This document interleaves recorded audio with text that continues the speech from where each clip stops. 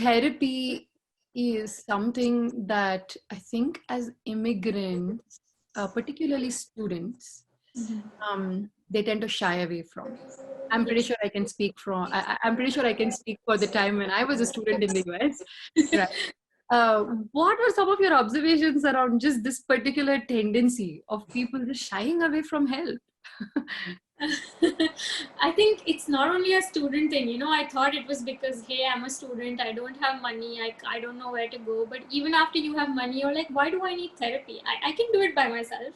I'm capable enough. I'm an immigrant. I have done all of these things. I can do it. I don't need help. So, yeah, I think the fact that you need help is, like I said, you need to acknowledge. And in fact, it's better at universities, because the insurance we buy kind of covers almost everything. So maybe your Oh, wow. insurance, your therapy sessions would be like $10, $20. It's way more expensive when you start working. So I would rather say, if you're a student and you feel you're struggling through anxiety and you just need to cope, just go out to your university center, and I'm sure so many people will be able to help.